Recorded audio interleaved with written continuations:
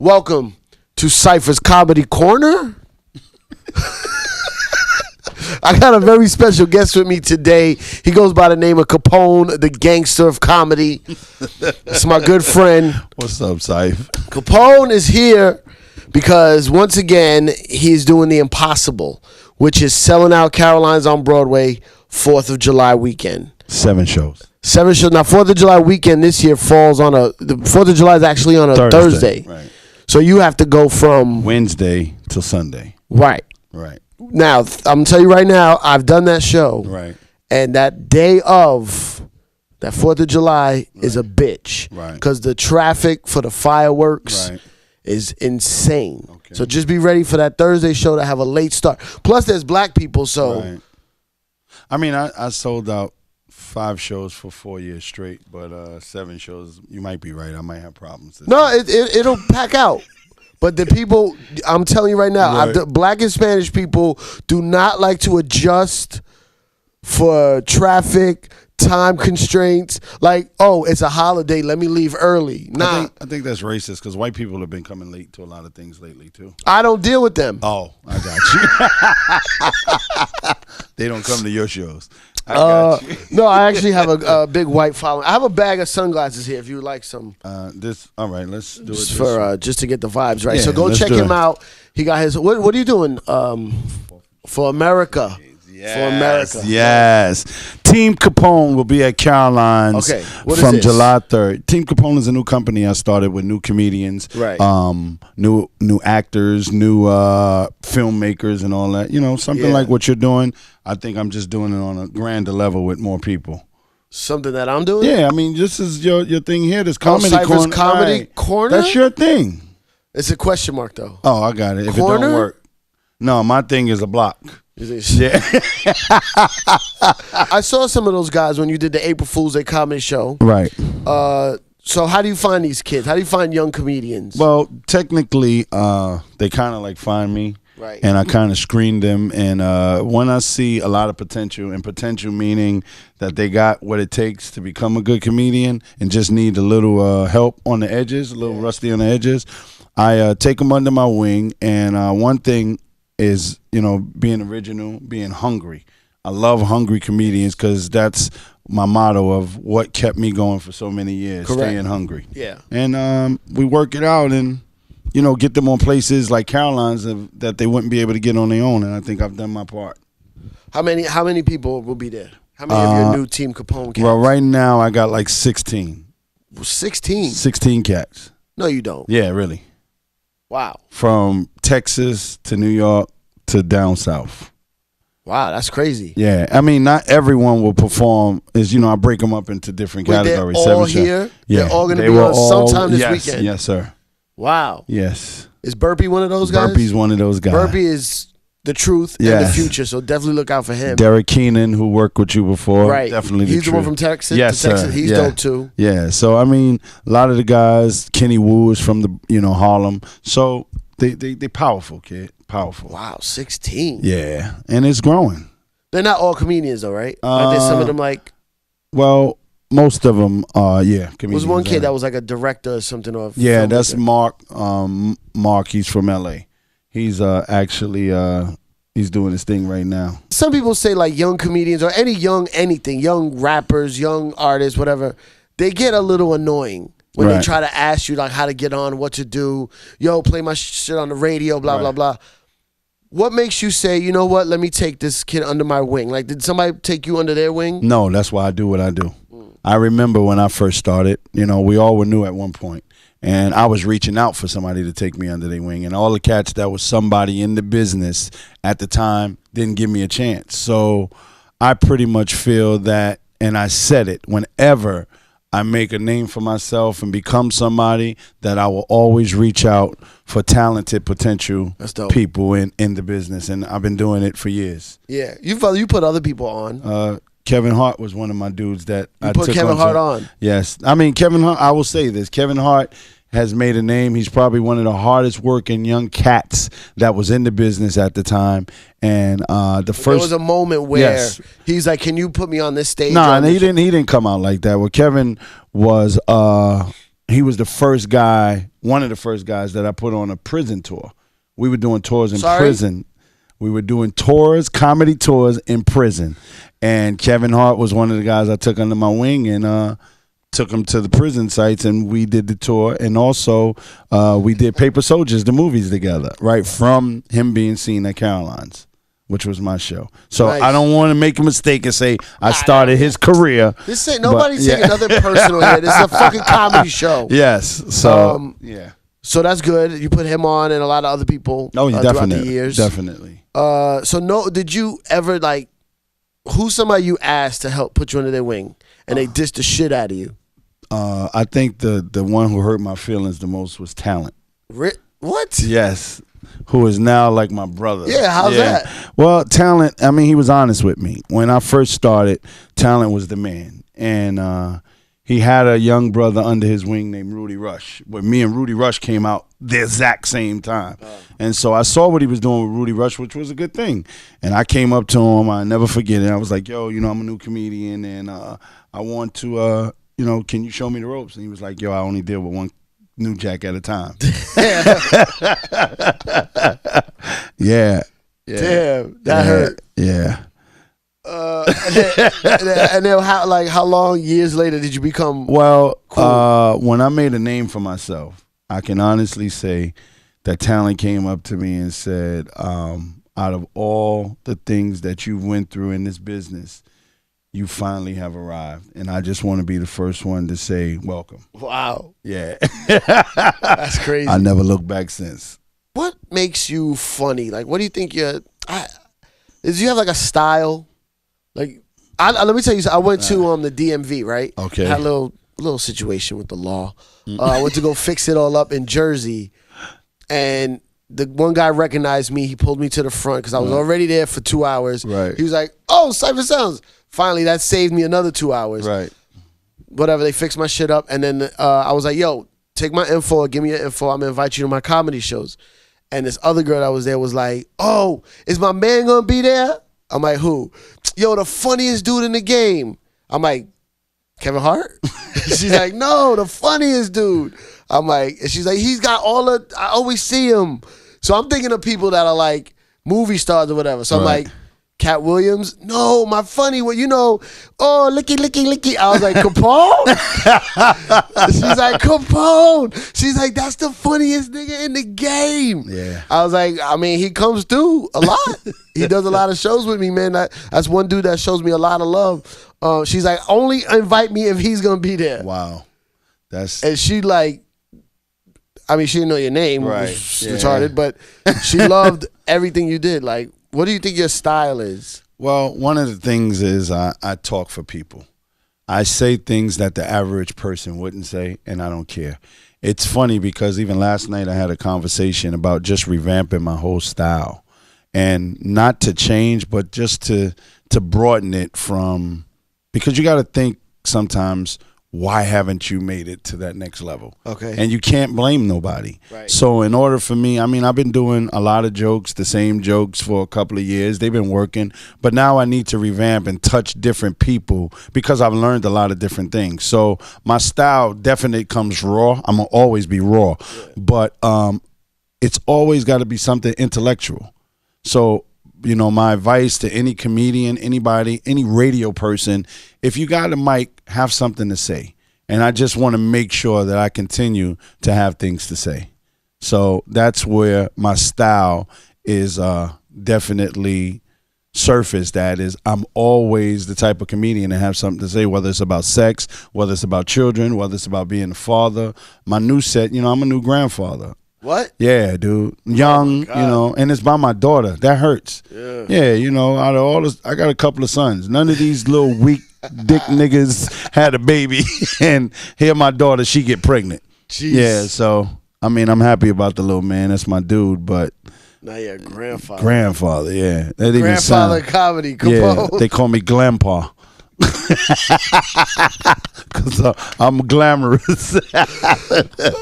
So what else? So do you feel you've hit like a ceiling? No, sir. No. You don't feel like you've hit a wall and you have to change it up to get around that wall? It's not a ceiling. It's always progress to grow. I don't care how far you make it in this business. every year, every day, something is different. So you just have to be able to adapt to the different things that's coming along. Never, I don't care how successful I become, it's never no such thing as a top. No, sir. No ceiling, no roof, whatever you want to call it. Seinfeld. Yes, sir. He's not at the top. Huh? Seinfeld. No, he's not at the top? Nah. He can be bigger. Yes, he can. Jeez. Yes, he can. Who's your favorite white comedians? My favorite one I would have to say would probably be somebody that nobody would think is funny, which is like a Elmo. I'm a Red Skeltons type of guy, and Benny Hill. Oh, you like old school? Yeah, I do, because they are the creators of what style is all about. You know, Elmo, I don't know if you Who's ever. Elmo? Yeah, see? Yeah. He's a comedian that paid his whole career just talking slow. I mean, everything he says is talk slow, and it's just. Well, he's a white guy. now? Yeah, he's still. Oh, you're talking about No, his name is Elmo.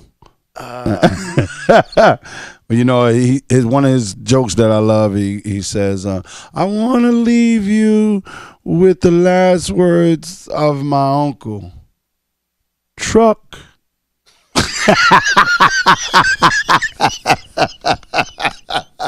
That's subtle comedy, man. Yo, that's hilarious. So where do you see a person like that? Well, I mean, like, do you go to other type of comedy clubs? well, because you know the reason why I ask you Right. in a weird way, like what white comedians you like. I mean, comedy is universal. I Right. like all types of comedy, but you're known as like a black comedian. You Right. know what I'm saying? You did Def Jam and all that stuff, and you did the Shaq tour. Right. You know what I'm saying? So you're like in this. I'm trying to break these barriers. Right. But you're in the urban circuit. Right. You know what I'm I saying? So agree. I'm wondering, like, when you're always working, when do you have time to see other types of comedians? Well, a lot of times they have specials that come on regular channels. Yeah. And I watch. I Google. And I love to watch funny.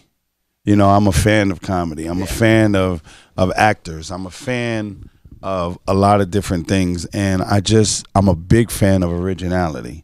And I study other guys to make sure that I don't touch that area. So, you know, you got 1,000 black comedians. We all know how to talk about sex. We all know how to do that. So it's kind of hard to separate yourself, because as soon as you say a joke, even if a guy thought of it, he's going to feel that you took it from him some kind of way, even though you never heard it.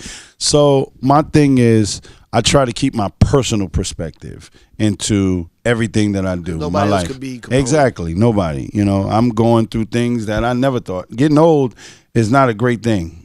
It's not. You know, everybody can talk about their knees hurting, but my knee hurt a certain way. You know, so you just have to make sure that you bring it out to where people can relate to it and get it out there as quick as possible. That's why I stay working so much. I want to go on the road and live your life, man. Why? When you got yours to live? No, mine's whack. No, mine's boring. You This is like the created third comedy group I've seen you put together, and I still don't get invited in. Well, you're a little bit bigger than the new guys. When you were new, you took off. I don't want to be a new guy. Yeah. But you're always welcome. You seem to be in every group that I've put out there. I'm like a cousin. I'm like a Puerto Rican neighbor. Hey, Capone. Well, this Team Capone is going to be here for a while. This is good, man. I like what you're doing, man. I'm trying to do. I'm trying to break down a lot of these barriers. I wanted you to come to my hip hop improv show. Yeah, I want to come. I heard it's a great thing. You got to come and just tell stories and watch us fucking create the whole shit live. I heard it was good. You had Rakim there? No. Who you said you had last? Last Jadakiss did it last. Jadakiss, yeah, I heard about that. Yeah. It was when crazy. you have Rakim, I want to come because I know Rakim, I don't know, because I think I can make it happen. I found out that I'm cool with him. I found out that he's a fan of mine. Get out of here. Yeah, that shocked me. You know, I love Rakim. I love Nas, Rakim, LL. Anybody old school, I love it. And when I saw him, he came by one of the car dealers I got. And, you know, I tried to be extra cool and like, yeah, you know. Wait, he was there? You met him? Yeah. And he was like, what's up, Capone? I said, hey, just hey, Rakim. He was like, man, I'm a fan of your work. Yeah, wow. I ain't gonna lie, my knees got really. All the gangster came out of me. Huh? Oh, good God, thank you. Because how would you ever know that? Yo, listen, there's probably tons of people like that. Like, you're right. Aaron Hall, which is a good friend of mine. Me and him walked around the garden just snapping on people all day. And I'm a God fan, and for these guys to really appreciate me, you really never know, man. And I love it. I really love it. Yeah, because like if you like a certain type of music, I guess how would they like? I think they expect people to be fans of this, right. And they know, like Rakim knows what he did to this game. It's talked about everywhere, right? But for a comedian, he might watch you all the time on DVDs or specials, right? But when would he ever say it, Yeah, and for me to meet him, Grand Poobah, the same thing. Like, straight up, me walking and somebody said, what's up, Capone? Yeah. That is, you don't understand the feeling from them legends. And that it humbles me, but it also shows me the wide variety of greatness that I possess within myself as well. Well, a joke, if you have a great joke, it's like a song lyric. People will recite it. People will repeat it or tell their friends about it, How about the joke that I did that they put on the song that you talk about? Remember when I was talking about riding around my neighborhood in my new car, and then they came out, I'm riding in my old whip, in my new whip. Remember that? Yeah. Because you're the one that brought it to my attention. Yeah, you're right. Because you got a joke about how you got some money and you went by your old neighborhood and the lady that was mean to you. Yes, exactly. And I've been doing that for years, and now the song came out, and you was like, wow, that's Capone's joke. Yeah, that's Meek Mill's rhyme. Yeah, exactly. Right. Not to say that he hurt me, but still. Maybe. You never know. Never know. Sir. Have you ever been offered to be on any records with rappers or anything? I was actually signed to Rough Riders for a minute. You were signed to Rough Riders? Yeah. If you listen to Drag On's album, I'm the one doing the skits. Really? Yeah. I don't think I listened to the whole album. Exactly. Damn, why didn't you get on a DMX album? Well, DMX, another great friend. What happened with that? What happened with that? Well, I think the company kind of folded. As a matter of fact, I saw Drag On like 2 days ago, and he told me that he's starting his own label, and we're gonna do some more stuff together. Because I had fun doing that type of stuff. What? How were you signed to them? Were they gonna put out an album or something? I was a little rapper back in the day. Oh, you were rapping? Yeah, but but I was in comedy back then. But actually, it was about me opening up their shows and touring with them. And I've been friends with. Did you guys. do it? We never pushed. You never went on the road? Nah, DMX used to come to every show that I ever had though. Really? When I was in Bronx BBQs, that was his home. That's crazy. Definitely. He's there all the time. All DMX. the time. All the time. Crazy. I want to fucking see that. What year is that when you were doing those shows? A couple of years. It has to be at least about 9 or 10 years now since I've done it. And he was there frequently. He was already big like DMX? He was... Oh, yeah. He was DMX. Yes. It wasn't like when he was coming up. Like, he was DMX. DMX, dude. Shit. And I'm going to be honest with you. I was like a little kid because everybody know I'm a DMX fan. And when he came out and everybody, the funny thing is one of the security that were working for me at the BBQs was his personal security. So he knew how I felt about him. Right. And I used to do jokes with my voice like him. And one day he was like, yo, I got a surprise coming up for you. And dude, when he came through the doors, what's up, dog? You know, I don't know what to say, but maybe words. A word might have been better. Dude, it was I thought that was the language he understood. I'm sitting there growling at the nigga, in shock.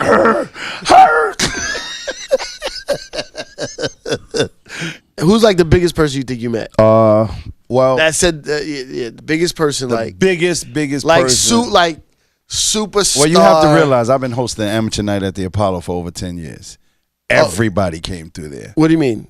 I'm still the host of Amateur Night on what Wednesdays. do you mean? What do you mean came through there to perform? To or they actually were just there? Special guest or whatever the situation was. When I met Denzel, It was they had the 75th anniversary. He was the host, so everybody was there. And I never forget. I was in the elevator with Quincy Jones, that's crazy. and he walked up to me and said, "You are crazy."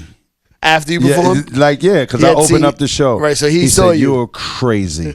And he said, you're going far, kid. And I think that stuck to me a lot. And one thing that pissed me off, though, is he told one of his assistants to make sure that they get all my information. So with all the stuff going around, they didn't get my information, and I'm running around chasing them to the point where it got frustrating because I'm like looking like a groupie. Yeah. I'm like, Quincy Jones told you to take my shit. Oh, we'll get to it now. So I never took it. No, I never took it.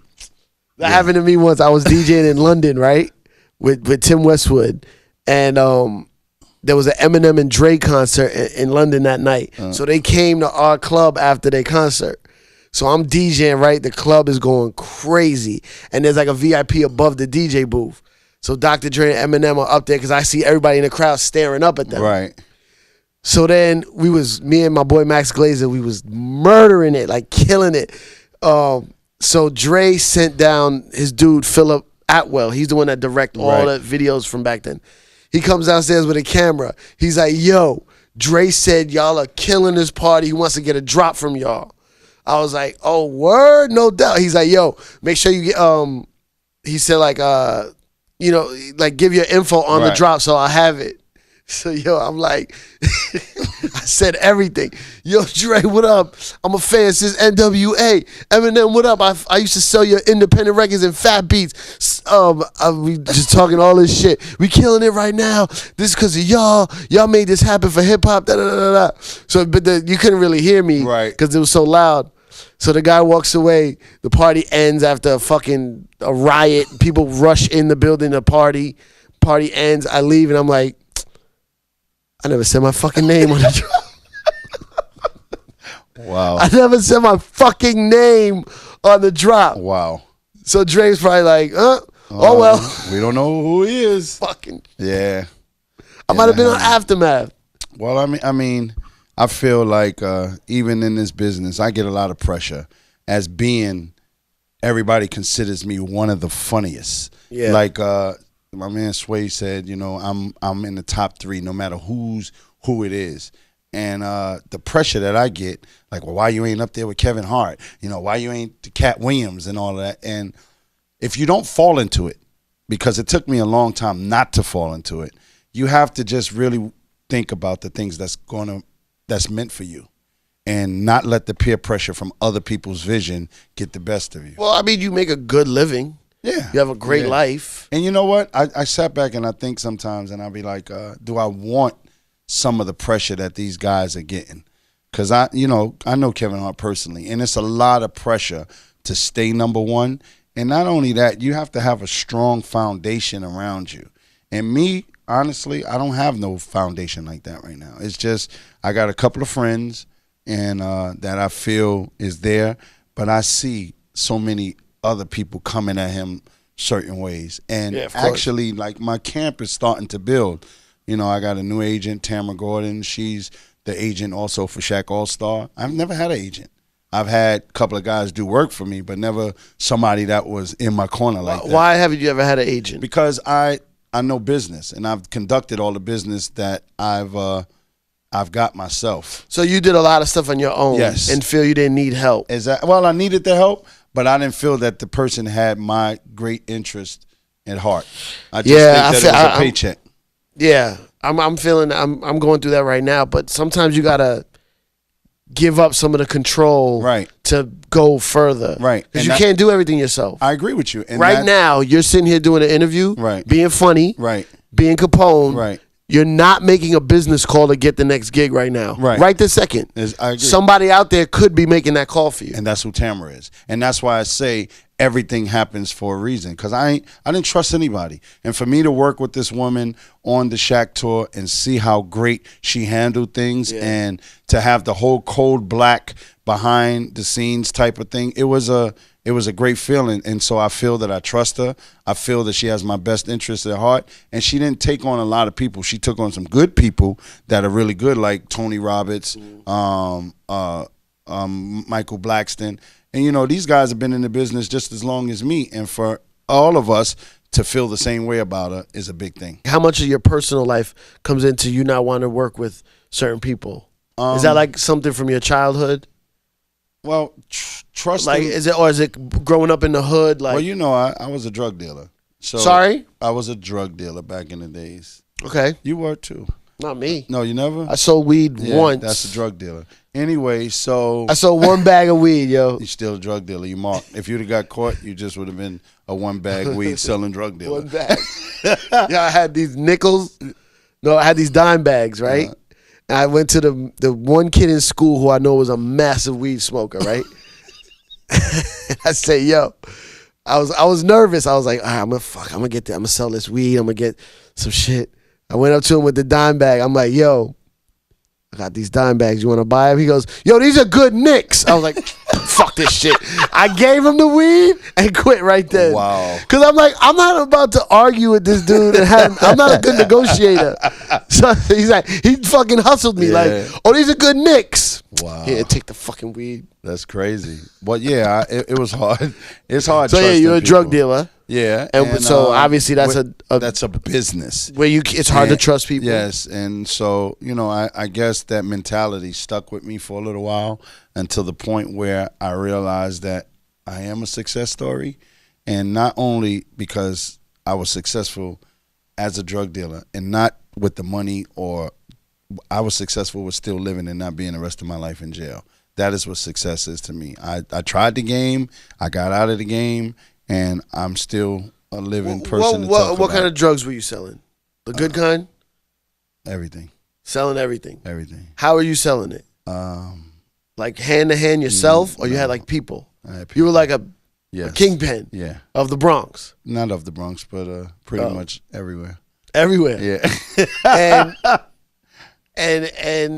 And you stopped because you got I went caught? to jail. Yeah, I went to jail. Jail always puts a bump in the drug dealing road. No, it doesn't put a bump. It's actually God telling me that this is not the life that He wants you to lead. You have a better potential. There's something better. Now, were you funny as a drug dealer? Yeah. That's how I sold. people, this guy's nice. He's good. I wasn't ruthless. You know, I ain't hurt nobody. I just wanted to make money, but I would make them laugh. Even drug dealers, drug addicts, I would mimic them while they doing it. One dope fiend. You know, it's funny. It's funny. Let me say this, because this is a true story. I noticed even through getting my material that black dope fiends and Puerto Rican dope fiends can sniff the same bag of dope and just react totally different. Like black dope fiends, they sniff dope and just get lazy. You just sit there, oh man, and you know they complain about it, but at the same time they happy. This ain't what it is. But a Puerto Rican, he get it and just speed up. Oh, Papa, that's good right there. That right there, Papa, you got a killer. Oh my goodness! Like, what did these niggas? What just happened here? What's the difference? Yeah, exactly. But it's in the generic. I've never seen a Latino dope fiend go like a black person. It's always that hit, and Puerto Ricans are really ashamed that they use drugs. So they try to overcompensate their character. Yeah. And it's always fast. You can catch him. Pablo, what happened? Hey, mommy. Oh, my goodness, beautiful. Love you, baby. Oh, my goodness, how you going to see me like this? Black people, they don't care. They give a fuck. Hell no. What's wrong with you, Herman? Nigga, what you think? That goddamn. Go ahead, nigga. You blowing my high. Shit. Black dope fiends don't want to be bothered. So it's crazy. And I just, I get material off anything that I see. Oh yeah, that's some fucking great material. Selling drugs. Yeah. And then, so God told you to stop. Well, yeah. And here you are. Yes. Capone, the gangster comedy. Jail told me to stop. Jail. God just showed me. How long were you that in jail? I got sentenced to a 1 to 3. I didn't get caught with nothing. I didn't have nothing. It was just somebody said, that's him. Really? And that was it. No drugs on me. No nothing. Never. And did being funny help you in jail? Oh, no. I was very serious. Oh, you weren't funny in jail? No, hell no.